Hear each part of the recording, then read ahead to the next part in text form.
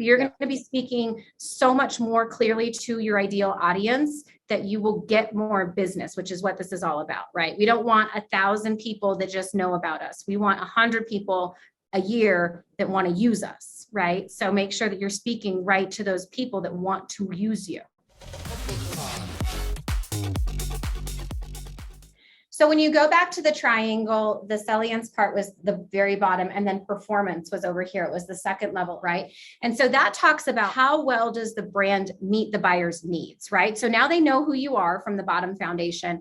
The second level is, okay, so does this brand meet the need that I have as a consumer? Right. So obviously, as a consumer, if I'm looking for a real estate agent, I have a need to maybe buy or sell real estate. Now, this is where you can really speak to the audience, though, right? Because this is where you can say, I do help people buy and sell real estate, and this is my niche, right? Like I specialize in helping, people move from their first time home to their move up home. I help people downsize. I help first time home buyers. I help VA home buyers, right? So that's the performance piece. And that's in the second level, right? It's super important. The only thing more important than how you're speaking to your clients is that the clients know that you exist at all, right? So the performance part about it is telling people how you're serving them, telling them that they are your niche. Don't be afraid to alienate people, you guys, because the people that really want to use you and they're downsizing and your focus is first-time home buyers, they're still going to use you. You're going to be speaking so much more clearly to your ideal audience that you will get more business, which is what this is all about, right? We don't want 1,000 people that just know about us. We want 100 people a year that want to use us, right? So make sure that you're speaking right to those people that want to use you. And you can do that by creating memorable experiences, right? Because I know that, we're all part of the same group, like something caught my eye yesterday on Instagram, and it was Kara Newton, right? She's not in our coaching group, but she is doing she's got the pink thing going on. She's got the confetti poppers with the pink that's happening now, right? And to me, that's like a really memorable experience, not only for the clients themselves, but also for people that are seeing her business and seeing her business grow. And it really is a step into, and I think it's a great display of what it is like to work with her, right? At least your perception of it.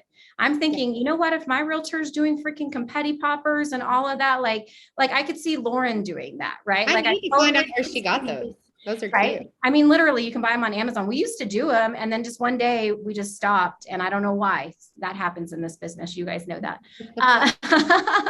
But I think about that, and so when we're talking about memorable experiences, I think that could be one really key piece to your brand. Is what is the memorable experience for you and for your brand? It doesn't have to be confetti poppers, right? Maybe you take your clients out to dinner. Maybe you take them to happy hour. Maybe you have custom cookies delivered to closing. Maybe you just pick up coffee on the way to the home inspection. Like it can be little, $5. Well, $8 now, but you get it. If you're Lauren, you'll split that between 2 cups and add extra. Extra. Just kidding. It doesn't have to be this big massive thing. It's really like people really don't care how much money you're spending on it, right? Those confetti poppers that she's using are probably $5 a piece, maybe. But it creates this experience. It also creates something that they want to share, right? Like they're taking a picture of it. They're going to share that with their people, which helps you and helps further your audience. Absolutely. Anything that you can do to make your customer feel special, right? So we relate this back a lot to the brands that we know and love. So like Nordstrom, for example, right?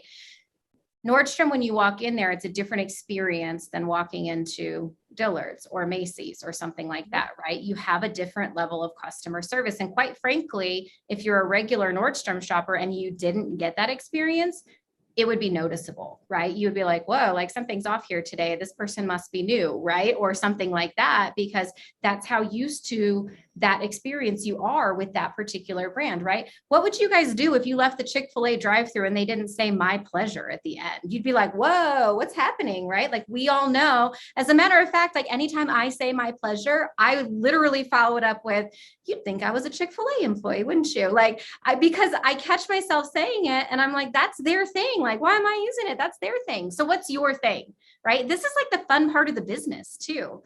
like Lauren said, bringing coffee to the inspection, or like, I mean, whatever it is that you want to do, what's your thing?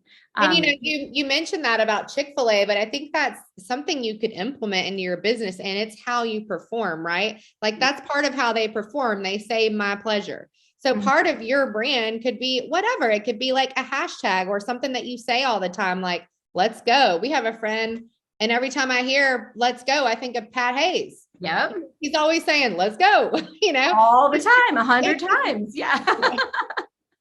He's crazy, but it's fun. Anything like that. I mean, same thing, right? Like if it's a phrase that you use all the time, just start to use it in your branding.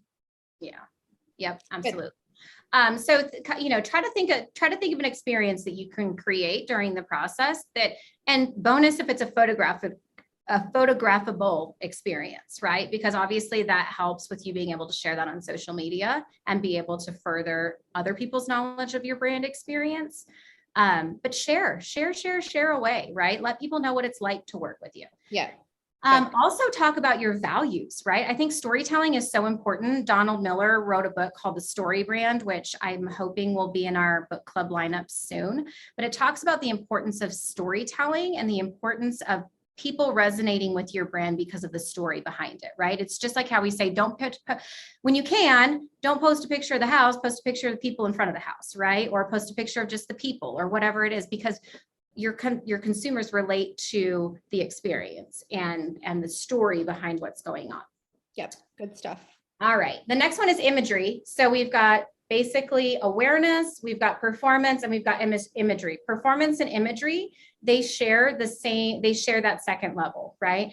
And so imagery is super important. And that's one of the reasons that we asked you guys to drop your images that you felt like were a good reflection of your brand into the chat, right? So that we could kind of talk about it and see what we felt when you guys dropped those images.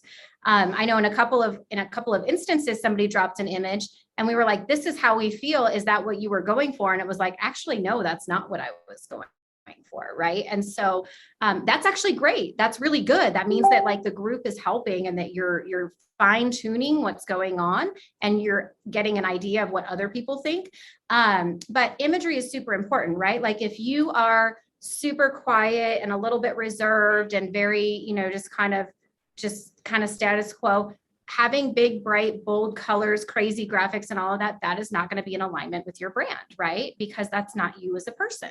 So think about the imagery that goes with your brand. Don't just use it because it's on coffee and contracts or whatever, right? Like do it because that is what is part of your brand strategy. Yeah, good stuff. Okay. Yeah.